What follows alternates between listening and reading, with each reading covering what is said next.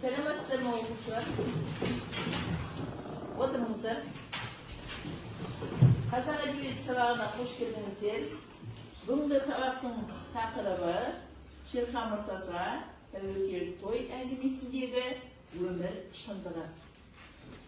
Сабақтың оқыту мақсаты шығармадағы авторлық идеяның өмір шындығымен байланысын анықтау, шындығымен байланысын айқындайды. Қазір біз ой қозғау әдісі бойынша мынандай бір сұраққа өз ойымызды айтайық. Ол той дәстүр ме, әлде даңғойлық па? Алтайдың, яғни кім бастайды? Той бұл дәстүр ме, әлде даңғойлық па? Жалпы менің ойымша той дегеніміз ол қазақтың дәстүрі. Бірақ қазіргі таңда көптеген тойлар ол көп шығындалады. Мысалға жас шуайлар үйленгенде үлкен ресторан жалдайды, ал баяғыда үйде отырып өзінің қонақтарына деген сый-сияпат құрметін көрсетіп шақырған болатын. Сондықтан қазіргілер өтірік ақша құртып даңғойлық жасайды деген ойдамын. Жақсы, рахмет. Келесі. Менің ойымша қазіргі тойлардың өзі де даңғойлық болып кеткен. Мысалдар, кейбір адамдар айтуы мүмкін. Мен өзім балам туылған кезде мен оған тойға ақша жинау керекпін, және тағы да жасау керекпін деп ойлаймын. Бірақ та ол қазіргі уақытта даңғойлық. Жас жұбайдың өзінің үй алуына мүмкіндік болуы мүмкін, ол қаражат. Немесе өздерінің саяхатына, өмір көруге ол қаражат болуы мүмкін. Алайда оны 500 мыңдап, 300 мыңдап адам шақырып, оны даңғойлық болады. Жақсы, рахмет. Қазіргі той менің ойымша екі дәстүрде ұстанады. Өйткені әрбір әйел адам мысалы ақ көйлекпен жүрген қалайды ғой, мысалы той болғаннан. Бірақ қазіргі заманда көбінесе андай современный болады десек те болады тойлар. Сондықтан да адамдар көп адам шақырып, ондай қажет жоқ деп ойлаймын.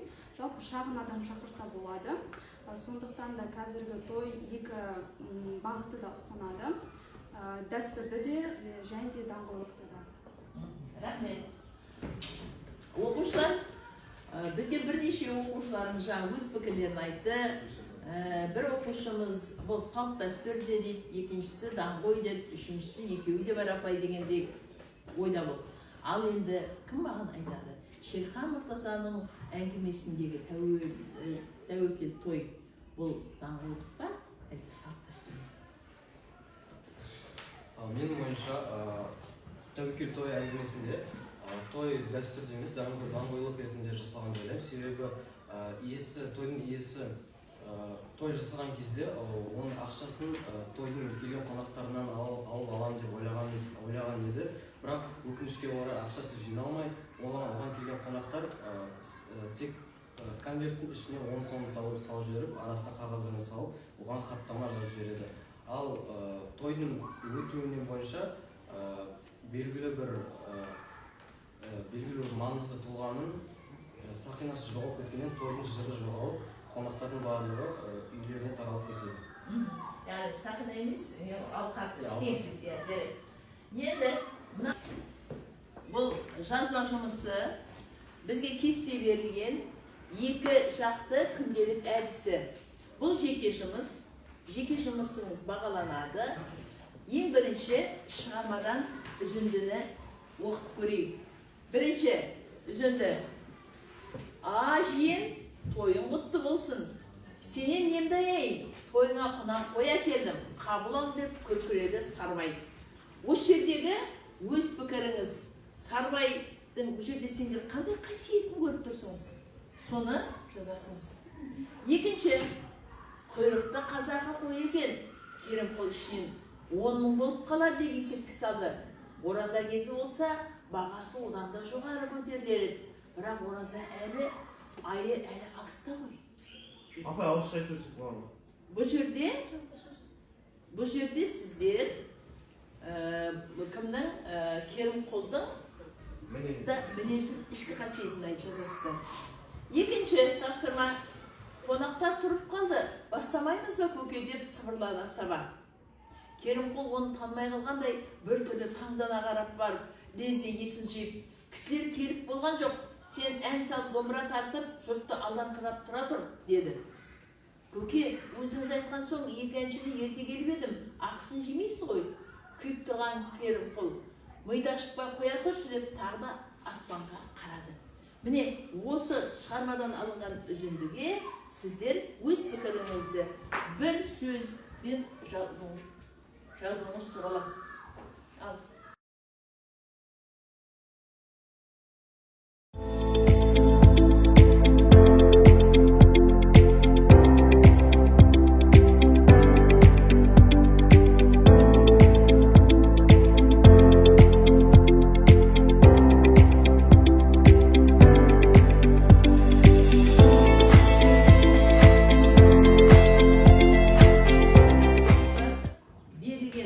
Уақыт болды. Қазір енді тапсырманың жауабын, яғни жеке жұмыс болды, соны тыңдап көрейік. Кім жауап береді? Мен Симон. Иә, Әйна? Сарыбайлау кезінде ол ақкөңіл, қол ашып, аңқау, бауырмал, жең жағын көріп, тойына деп қоя келіп, шын көңілмен құттықтайды. Керімқұл дүние қоңыз, ашушаң, қатыгез, уәдесінде тұра алмайды, тек ақшаны көп әкеледі деген адамды күтіп, басқаларды елемей тұрады. Өте жақсы, рахмет. Пікіріңе келесі. Иә? Өз пікірім, Керімқұлдың мінезі ашушаң, ақшағұмар, эгоист адам. Адамды байлығына байланысты сыйлайды. Және де жаңа той соңында тамадым екі әншінің ақысын жеген адам. Жақсы, рахмет. Тағы кім болса? Керімқұл туралы айтсам ба? Керімқұл, иә. Тәуекел той әңгімесінде Керімқұл кейіпкерінің мінездеме. Ол ашкөз, арсыз, екі жүзді тәкаппар, арманшыл адам. Той өткізу жай ғана мереке емес, ол үшін бұл үміт пен болашақта сенімнің көрінісі. Жақсы, рахмет. Енді оқушылар, келесі тапсырмамыз бұл функционалдық сауаттылыққа арналған тапсырма. Бұл жерде сіздерге мынандай тапсырма беріліп тұр.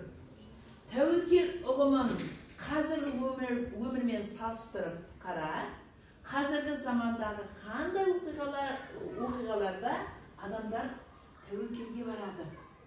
Мысал келтіріңдер дейді. Әркім өзінің ойын айтады. Тәуекелші адам туралы айтуға болады. Мен сіздерге бірнеше суретті беріп қойдым. Бұл суреттер пайдалануыңызға болады. Бірақ ойланамыз. Қазіргі өмірмен салыстырып, қазіргі замандағы қандай оқиғаларда адамдар тәуекелге баратын туралы бізге Рамазан өз пікірін айтам дейді. Рамазан сөйледі. Бүгінде кейбір елдерде адамдар өз пікірін ашық айтқаны үшін қысымға ұшырауы мүмкін. Дегенмен, әділет пен шындық үшін тәуекелге барып, өз ойын білдіретін азаматтар бар. Бұл рухани ерлік деп ойлаймын. Яғни бұл да тәуекелшілікке жатады ғой, иә? Жақсы, рахмет. Келесі өз пікірін бізге Ақбек айтады. Өмірлік таңдау жасау, ол деген мысалы мамандық ауыстыру, кейбір адамдар 30-40 жасында мансап жолын түбегейлі өзгертіп, өз арманының соңына еріп жатады. Бұл тұрақтылықты тастап, дәлелділікті таңдау әдісі.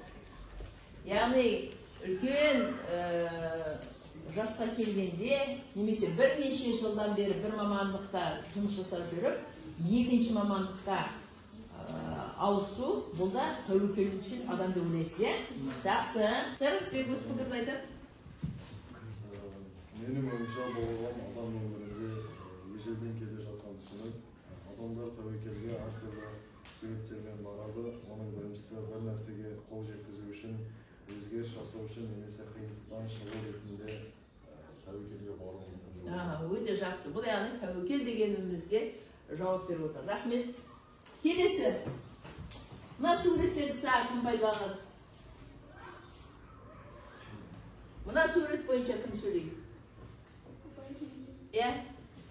Мысалдан отбасы бірге тәуекелге барып, басқа мемлекетке немесе де басқа қалаға жұмыс бойынша көшу тәуекелге бару болсын. Неге? Мысалдан өзінің жұмысы бойынша шақыруы мүмкін басқа қалаға, басқа мемлекетке. Жоқ, дұрыс қой. Неге тәуекелге барады деп ойлайсың? акчаны башка жерге көрсөтүп Иә. Яғни алда оларды қандай өмір күтіп тұрғаны белгісіз. Иә, белгісіз. Алайда жақсыға сеніп, өзінің тәуекеліне барып көшіп жатыр. Жақсы, рахмет.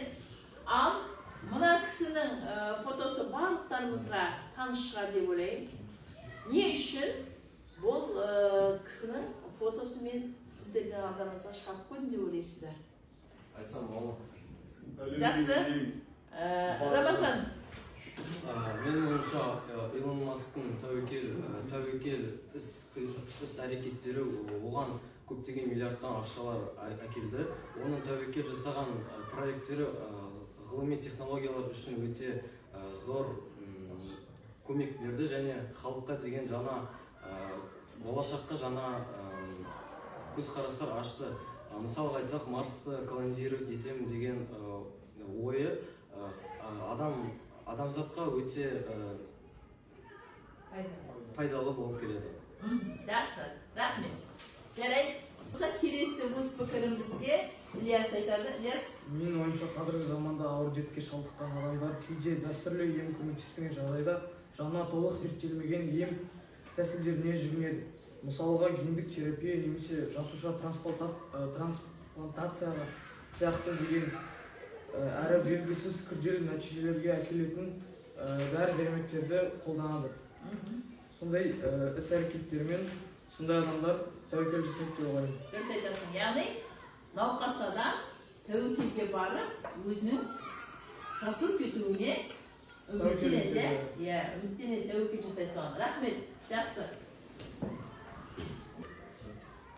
Түсіндірме күнделік әдісі шығармадағы той мен қазіргі уақытта өткізіп жатқан тойды салыстырыңдар дейді. Яғни біз не істейміз? Шерхан Мұртазаның тәуекел той деген шығармасындағы көріністі жазамыз. Одан кейін қазіргі уақытта күнделікті сіздердің ата-аналарыңыз барып жүр, сіздер де келе өзіңіз сол жерге тойға барасыздар. Сондағы бүгінгі өмірдегі болып жатырған тойды жазасыздар және екеуінің ұқсастығын жазасыздар. Мен сіздерге бұны жазу үшін 3 минут уақыт берем балалар. Ал жазып бастаймыз.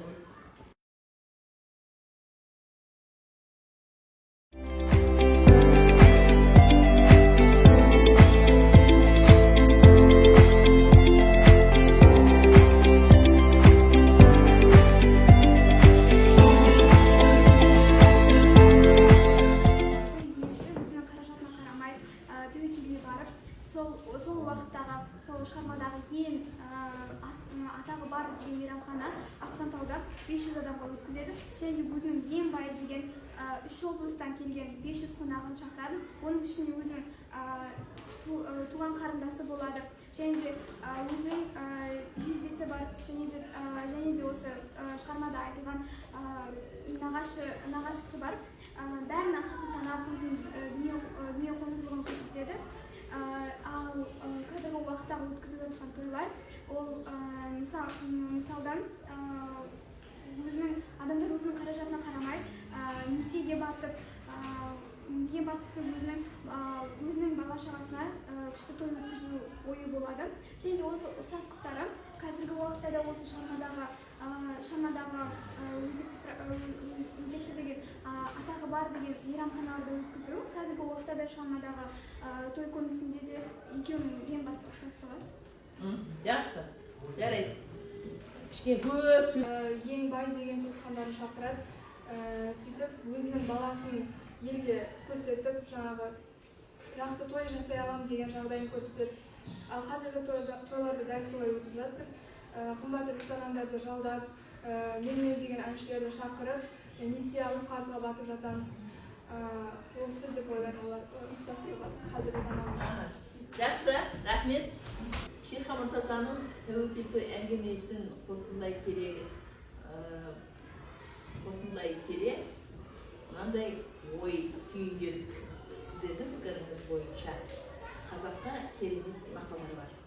Оның бірі суына қарай сөлін салды, болмаса көсегіне қарай көсіл деген бар. Сондықтан қандай жұмысқа бел бусақ та тәуекелге барғанымыз дұрыс, бірақ сол тәуекелдің алдындағы мақсатымызды дұрыс белгілеп алу керек деп ойлаймын. Сабақ аяқталды, рахмет.